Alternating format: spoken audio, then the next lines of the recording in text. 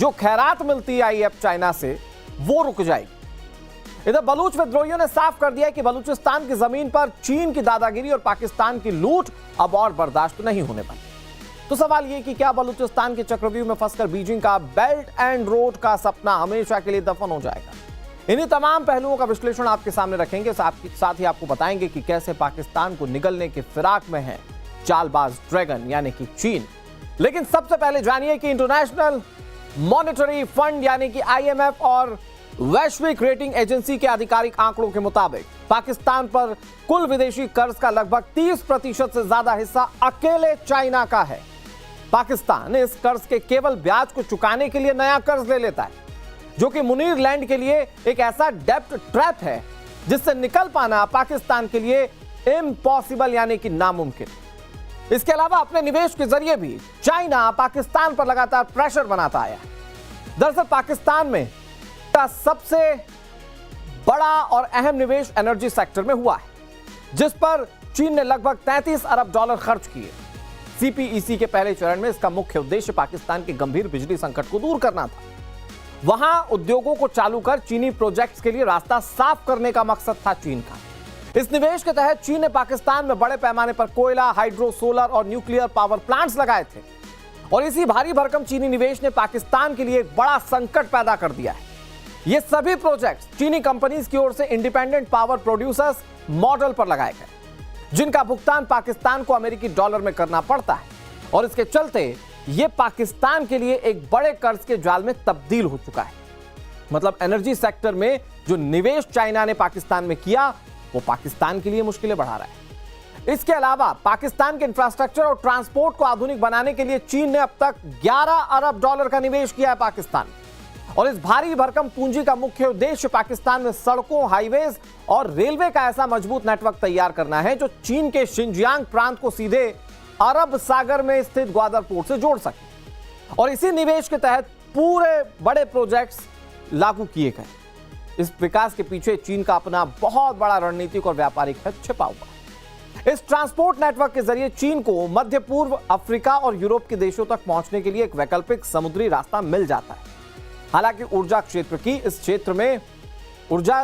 तरह इस क्षेत्र में भी पाकिस्तान पर भारी चीनी कर्ज चढ़ा हुआ है। ग्वादर पोर्ट का विकास पाकिस्तान में चीन का सबसे रणनीतिक और दूरगामी निवेश है।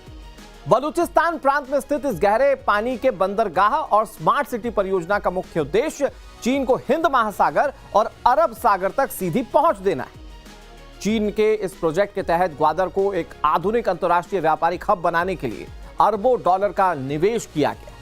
हालांकि यह प्रोजेक्ट मौजूदा वक्त में गंभीर चुनौतियों से घिरा हुआ है।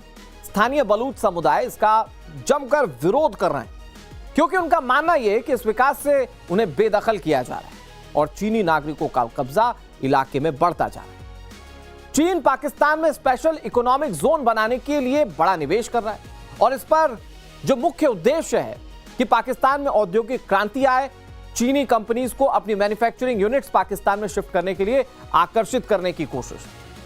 हालांकि पाकिस्तान के गंभीर आर्थिक संकट, विदेशी मुद्रा में भारी कमी और लगातार राजनीतिक अस्थिरता के चलते बुनियादी ढांचे का काम समय पर पूरा नहीं हो पाया।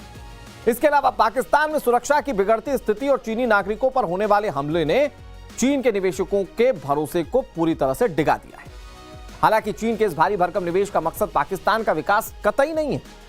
पैसे ज्यादा दिख सकते हैं कि बड़े पैमाने पर चाइना ने इन्वेस्ट किया है पाकिस्तान के अंदर, लेकिन चाइना ये बिल्कुल नहीं चाहता कि पाकिस्तान का विकास हो, बल्कि चीन की प्लानिंग ये है कि पाकिस्तान को कर्ज के बोझ तले इतना दबा दिया जाए कि वो इससे कभी उभर ही ना पाए और चीन का गुलाम बनकर रहे। दूसरा, पाकिस्तान के रिसोर्सेज का चीन अपने तरीके से इस्तेमाल कर पाएगा इतने कर्ज का बोझ डाल देने के बाद।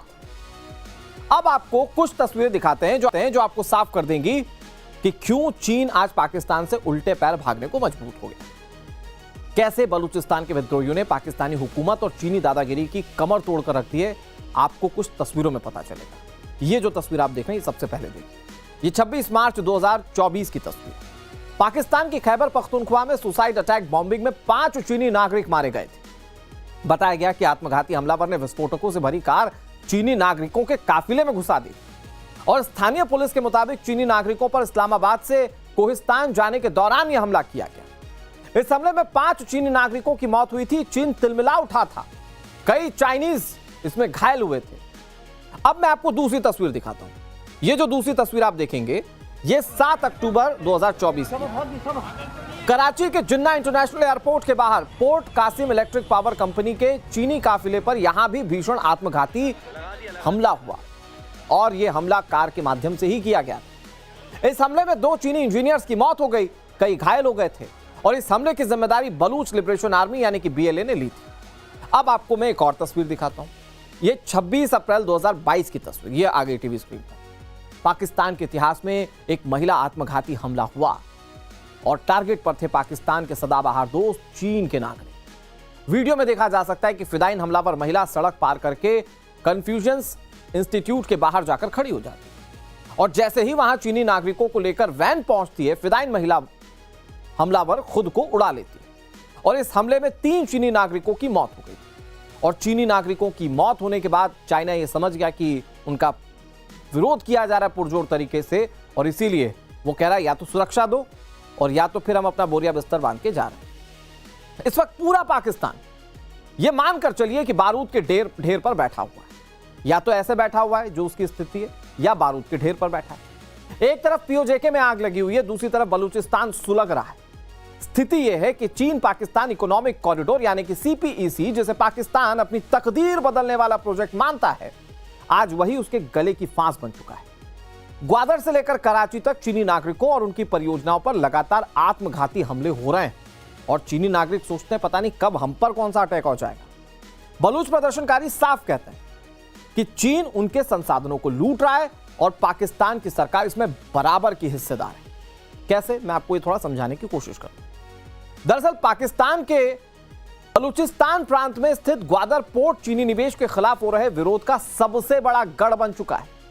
ग्वादर में बड़े आंदोलन के तहत हजारों स्थानीय लोग, महिलाएं, बच्चे महीनों से सड़कों पर धरने पर बैठे। स्थानीय लोगों का आरोप है कि चीनी परियोजनाओं के नाम पर उनकी जमीनों और संसाधनों पर बाहरी लोगों का कब्जा होता जा रहा है। अरबों डॉलर के चीनी निवेश के बावजूद ग्वादर के स्थानीय लोगों को पीने का पानी नहीं मिल रहा है। निवेश अरबों का, लोगों को बुनियादी सुविधाएं उस इलाके में नहीं मिल रही है जहां निवेश हो रहा है।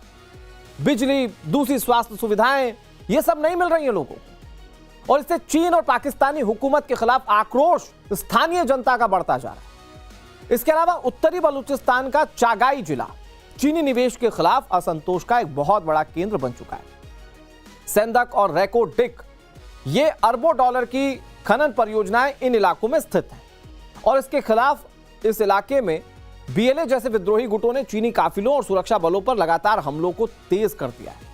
इन हमलों और विद्रोहियों की ओर से की गई सख्त नाकेबंदी के चलते सप्लाई चेन पूरी तरह से टूट चुकी है और इससे सेंदक प्रोजेक्ट पर ताला लटकने जैसे हालात पैदा हो चुके हैं। दूसरी तरफ सबसे बड़े तांबे और सोने के भंडार में से एक रेकोटिक प्रोजेक्ट पर भी चीनी दखल के चलते अनिश्चितता के बादल गहराते जा रहे हैं कि कब यहां पर भी लोग सड़कों पर आ जाएं और कहें कि नहीं साहब, चीनियों को तो पहले आप बाहर निकालो। गिलगिट बाल्टिस्तान में भी चीनी निवेश और कराकोरम हाईवे बेल्ट का जबरदस्त विरोध किया जा रहा है और विरोध करने वाले स्थानीय लोग ही हैं।